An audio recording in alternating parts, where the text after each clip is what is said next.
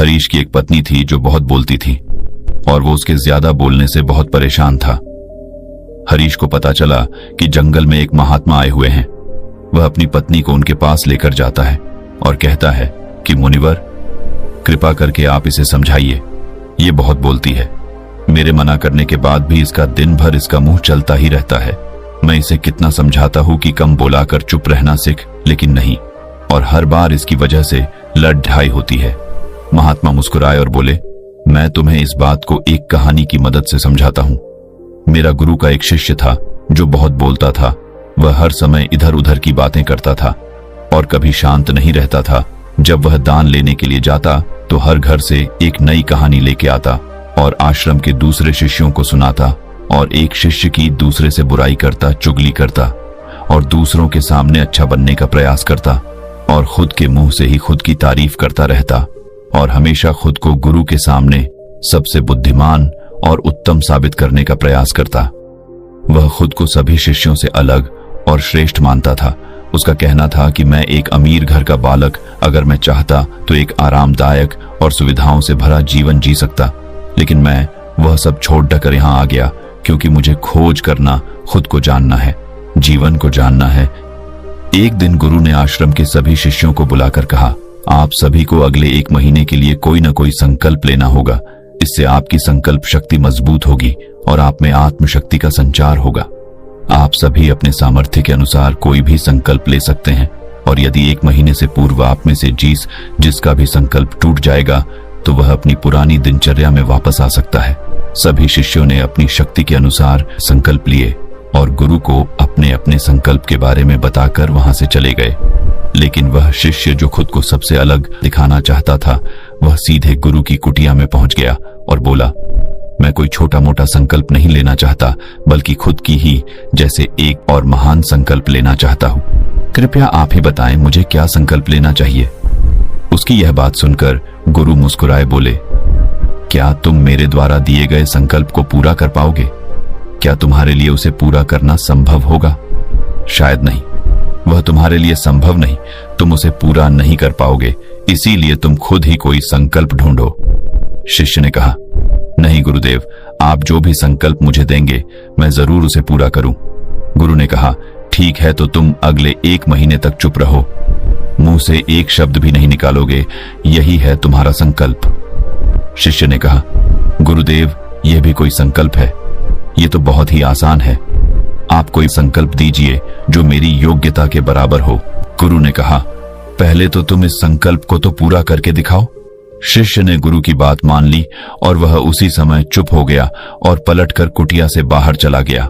उसे चुप रहना बहुत आसान लग रहा था। उसने एक दिन तो जैसे तैसे चुप रहकर काट लिया, लेकिन दूसरे दिन से उसके मन में ना बोलने का बोझ बढ़ने लगा और तीसरे दिन उसे भारीपन महसूस होने लगा और चौथे दिन उसके अंदर एक अजीब सी बेचैनी होने लगी, क्योंकि आसपास आश्रम के सभी शिष्य एक दूसरे से बातें कर रहे थे। वह भी अपना पक्ष उनके सामने रखना चाहता था, उनकी बोलती बंद कर देना चाहता था, लेकिन उसका संकल्प उसके आ रहा था, इसीलिए वह पूरे दिन सिर्फ और आंखें बनाता। इसी तरीके से कुछ दिन और बीते और वह शिष्य बीमार पड़ गया। उसका सिर फटा जा रहा, उसका खाने पीने तक का मन नहीं था, वह सिर्फ बोलना चाहता था। वह गुरु के पास गया और उनके सामने बैठकर लिखकर उन्हें बताया, गुरुदेव, मैं बोलना चाहता हूँ, बिना बोले मुझे सांस नहीं आ रही है, मेरा दम घुटता जा रहा है, मैं अंदर ही अंदर पागल हुआ जा रहा हूँ, मैं क्या करूं? संकल्प तो डर दूं क्या?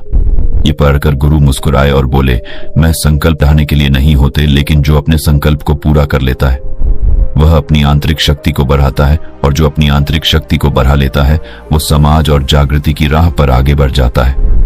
संकल्प का लेना भी तुम्हारे हाथ में था और इसे तोड़ना भी तुम्हारे हाथ में है।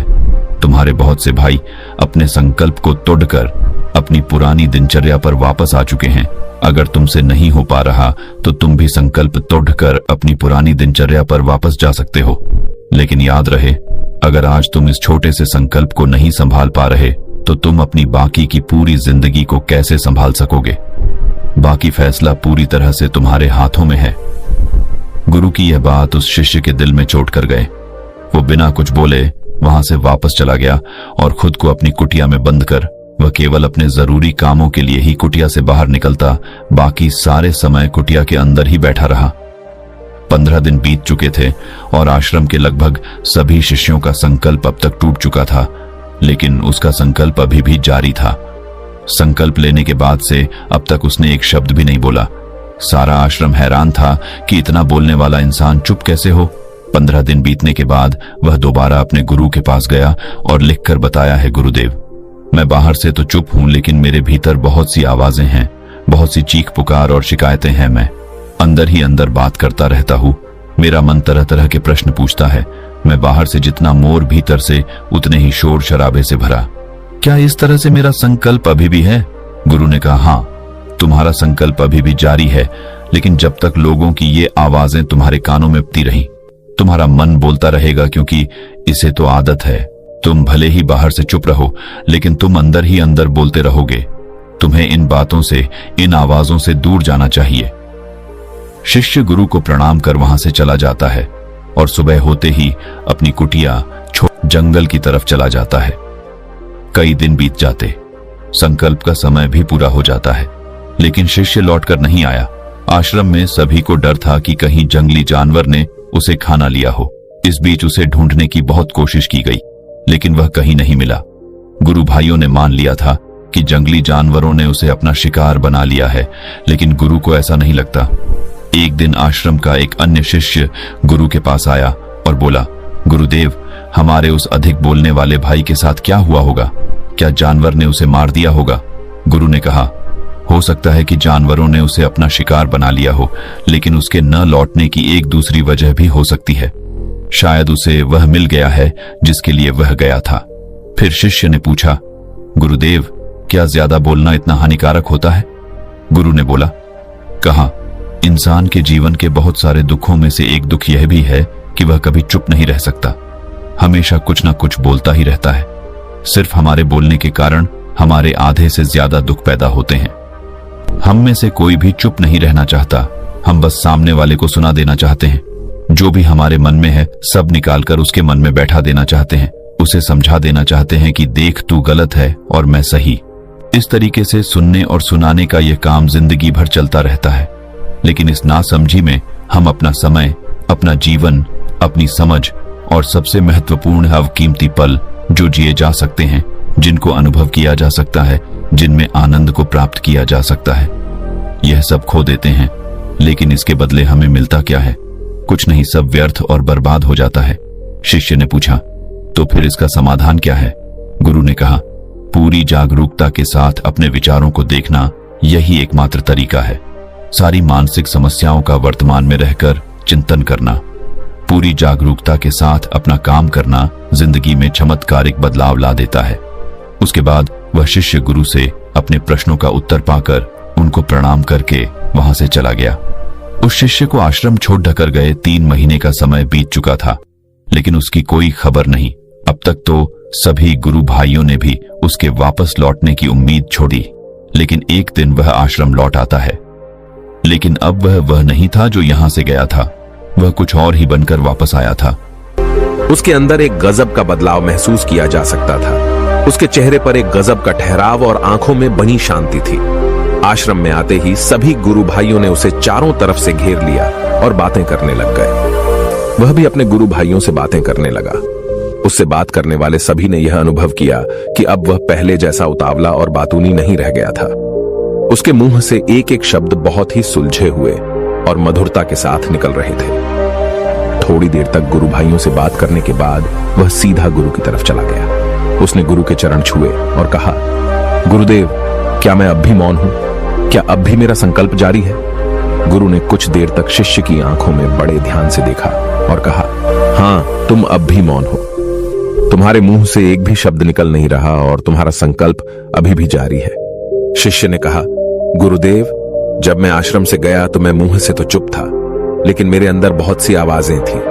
मन में बहुत से प्रश्न थे और वह बंद नहीं हो रहे थे, तो मैं जंगल में चला गया, इस उम्मीद से कि वहां मुझे शांति मिलेगी और मेरे मन की बकबक कम हो जाएगी। लेकिन मैं जितना एकांत में जाता गया, मेरे अंदर की आवाज उतनी ही तेज होती गई। मेरे भीतर की पुरानी से पुरानी आवाज मुझे सुनाई देने लगी। तब जाकर मैंने महसूस किया कि मैं कितना गलत कर रहा था। जब मैं अपने परिवार वालों, दोस्तों को और गुरु भाइयों को बुरा भला कहता था तो उस समय मुझे लगता था कि मैं सही कह रहा हूं। जब मैं गुरु भाइयों की एक दूसरे से चुगली करता था और उनका मजाक बनाता, तब भी मुझे यही लगता था कि मैं उनसे बेहतर हूं और मैं सही कर रहा हूं। लेकिन उस दिन मैंने पहली बार महसूस किया कि मैं कितना गलत बोलता था। काफी दिनों तक ये आवाजें, ये शिकायतें मेरे अंदर चलती रहीं, लेकिन धीरे धीरे करके एक दिन ये सारी आवाजें मेरे अंदर से समाप्त हो गई। अब मैं भीतर से भी मौन हो गया। उस घने जंगल में बाहर से कोई बोलने वाला था नहीं और भीतर कोई आवाज बची ही नहीं थी, और मैं उस दिन पहली बार मौन का सही अर्थ समझा। मेरे चारों तरफ बहुत शांति थी। हालांकि अभी भी कुछ आवाजें आ रही थीं जो पहले भी आती थीं, लेकिन मैं उन्हें सुन नहीं पाता था। पर अब वह सभी आवाजें मुझे स्पष्ट रूप से सुनाई दे रही थीं। हवा के चलने की आवाज, चिड़ियों के चहकने की आवाज और पानी के बहने की आवाज। ये सभी आवाजें मैंने पहली बार पूरे होश पूर्वक सुनी। अपने चारों तरफ इतनी शांति मैंने पहले कभी महसूस नहीं की थी। तो इस शांति को भंग करने के लिए मैंने पहली बार अपने मुंह से कोई शब्द निकाला। मैं चिल्लाया, हे ईश्वर, ये कैसी शांति है? सभी कुछ इतना शांत क्यों है? ऐसा क्या हो गया? लेकिन मेरे चिल्लाने के बाद भी शांति भंग नहीं हुई। सब कुछ पहले जितना ही शांत था, बाहर भी और भीतर भी। हे गुरुदेव, मैंने अपने गुरु भाइयों से बात की, मैंने आपसे बात की। मैं बोल रहा हूं, मैं चल रहा हूं, मैं सब कुछ देख रहा हूं, लेकिन मैं अपने भीतर एकदम एकांत में हूं, मौन में हूं। भीड़ में होता हूं तब भी भीतर से अकेला एकांत में होता हूं। जब मैं खुद में भी शोर करना चाहता हूं तब भी एकांत में ही होता हूं। अब सब दिखाई पड़ने लगा है, सब सुनाई पड़ने लगा है। गुरु ने कहा, जब तक हम बाहर की तरफ बोलते रहेंगे, भीतर अशांति ही रहेगी। लेकिन जिस दिन हम भीतर की तरफ मुड़ जाएंगे, तब हमारे मुंह से कुछ भी निकलेगा, हम शांत ही रहेंगे। दुनिया में जितनी भी बुराइयां हैं, ज्यादातर हमारे बोलने से ही उत्पन्न होती है, क्योंकि हम चुप रहना नहीं चाहते। हम जितनी जरूरत है उससे कहीं ज्यादा बोलते हैं। हम सामने वाले को सुनना नहीं चाहते, बल्कि उसकी बोलती बंद कर देना चाहते हैं। उसे समझा देना चाहते हैं कि मैं कौन हूं, मैं क्या कर सकता हूं, और यही हमारी जिंदगी का मकसद बनकर रह जाता है। हमारी सारी ऊर्जा व्यर्थ के बोलने में बर्बाद होती रहती है। ऐसे ही समाज में लोगों का जीवन दुखों से भर जाता है, जो हमेशा एक दूसरे को सुनाने में लगे रहते हैं। कभी एक दूसरे को सुनना नहीं चाहते, समझना नहीं चाहते, और चुप रहना तो उन्होंने कभी सीखा ही नहीं, क्योंकि चुप रहना उन्हें छोटा महसूस करवाता है। दुनिया की सभी लड़ाइयों का कारण हमारा बोलना ही है। इसलिए हमें सिर्फ उतना ही बोलना चाहिए जितना जरूरी हो, क्योंकि व्यर्थ का बोलना ऊर्जा को नष्ट करना है, और यह बोलना ही हमें कभी अपने भीतर की ओर लौटने नहीं देता, क्योंकि यह हमें बाहर की ओर खींचकर रखता है, और बाहर है ही क्या इस संसार के अलावा। लेकिन अगर अपने भीतर के संसार की ओर मोड़ना है तो इस मुंह को बंद ही रखना चाहिए। इसीलिए जितने भी बुद्ध हुए, आत्मज्ञानी हुए, वह सभी एकांत की ओर भागे, ताकि उन्हें ज्यादा न बोलना पड़े, ज्यादा सुनना न पड़े।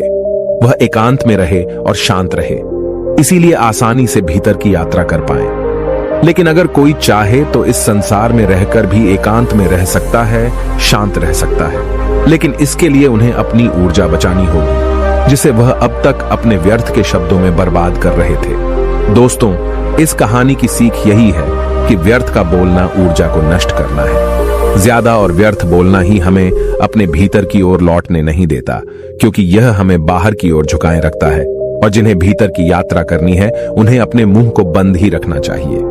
मुझे उम्मीद है कि आपको यह कहानी पसंद आई होगी और काफी कुछ सीखने को मिला होगा। कहानी के बारे में अपने विचार आप हमें नीचे कमेंट बॉक्स में कमेंट करके बता सकते हैं। बाकी अगर ये कहानी आपको अच्छी लगी हो तो इस वीडियो को लाइक करें, और ऐसी और कहानी सुनने के लिए डे इंस्पायर्ड यूट्यूब चैनल को सब्सक्राइब करें। तब तक मिलते हैं हम आपसे ऐसी ही एक और प्रेरणादायक कहानी के साथ अगले दिन। धन्यवाद।